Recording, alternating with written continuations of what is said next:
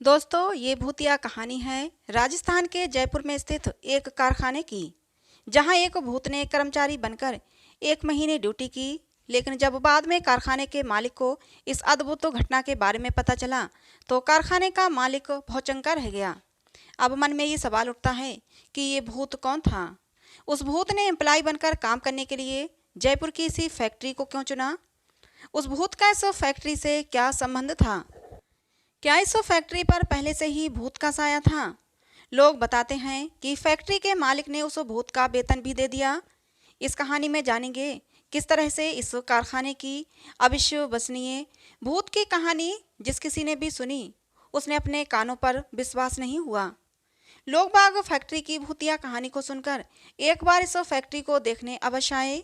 उन्होंने वहां काम कर रहे अन्य वर्करों से भी पूछा कि उस भूत ने जब तक इस फैक्ट्री में काम किया तो काम करने के दौरान उसका अन्य कर्मचारियों के साथ कैसा व्यवहार था।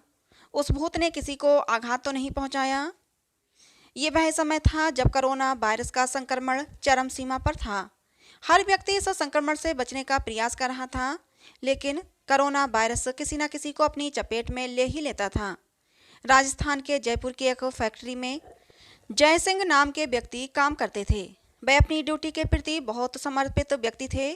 फैक्ट्री के कर्मचारी जय सिंह का व्यवहार फैक्ट्री के मालिक को ही नहीं, बल्कि फैक्ट्री में काम करने वाले हर कर्मचारी को पसंद था। लॉकडाउन घोषित हुआ तो फैक्ट्रियां बंद हो गईं। सारा कामकाज ठप हो गया। 2-3 महीने तो फैक्ट्रियों ने अपने कर्मचारियों को घर बैठे वेतन दिया, लेकिन बिना काम के ऐसे फैक्ट्री में कितने दिन काम चल पाता? इसलिए अब फैक्ट्रियों ने अपने कर्मचारियों को वेतन देना भी बंद कर दिया। जय सिंह, जो जयपुर में एक फैक्ट्री के कर्मचारी थे, लॉकडाउन के दौरान फैक्ट्री द्वारा वेतन न दिए जाने के कारण वह मायूस रहने लगे।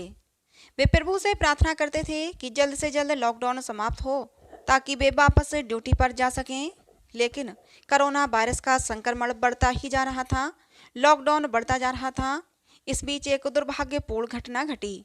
फैक्ट्री में काम करने वाले जय सिंह कोरोना संक्रमण से पीड़ित हो गए और बहुतों कोशिशों के बावजूद भी उन्हें बचाया नहीं जा सका।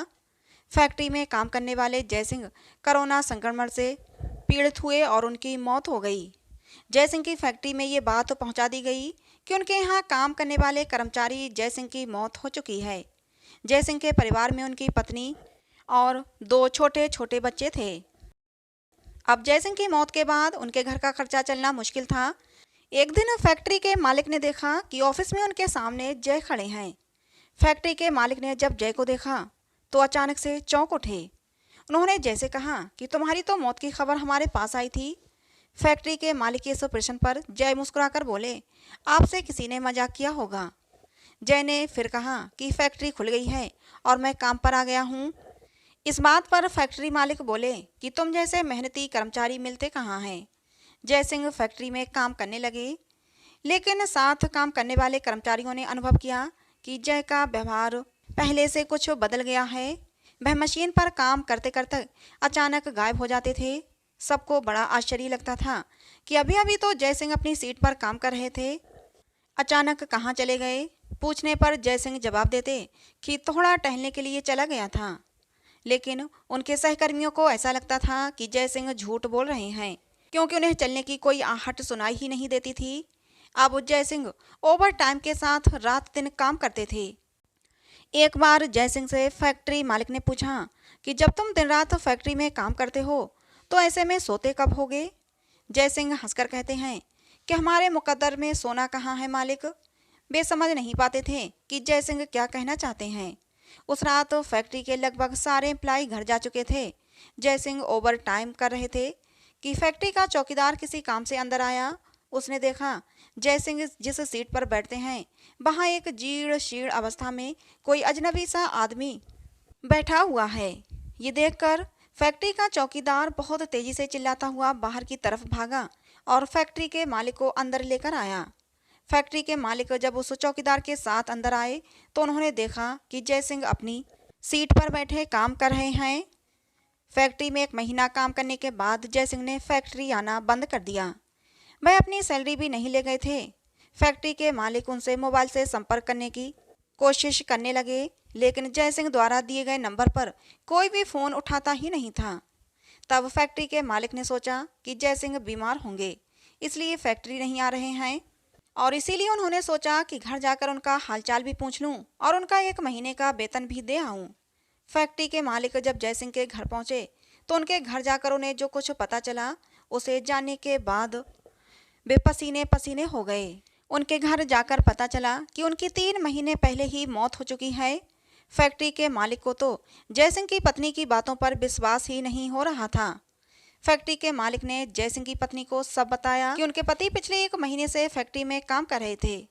ये सुनकर वह आश्चर्य में पड़ गई। वो सोच रहे थे कि आखिर वो कौन था जो जयसिंह के रूप में उनकी फैक्ट्री में काम करता था। जब उन्होंने मन में सोचा कि हो ना हो जयसिंह का ही भूत होगा, ये सोचकर वो अंदर तक हिल गए।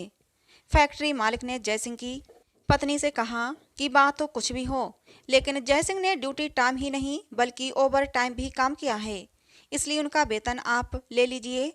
फैक्ट्री मालिक ने जयसिंह का वेतन जो कुल 50,000 रुपये थे उनकी पत्नी के हाथ में रख दिए। जयसिंह की पत्नी की आंखों में आंसू बह निकले। वह ये सोच रही थी कि एक दिन मैं बच्चों से बातें कर रही थी कि काश हमारे पास 40-50 हजार रुपये होते तो घर में ही छोटी मोटी दुकान खोल लेते। उस दिन उनके पति की आत्मा ये बातें सुन रही थी, इसीलिए 50,000 रुपये की व्यवस्था करने के लिए उनके पति ने मौत के बाद भी फैक्ट्री में काम किया ताकि उनके परिवार को सहारा मिल सके। तो दोस्तों, इस कहानी से हमें ये सीख मिलती है कि परिवार की जिम्मेदारियां उठाना ही असली धर्म है। दोस्तों, कहानी कैसी लगी कमेंट बॉक्स में ज़रूर बताइएगा।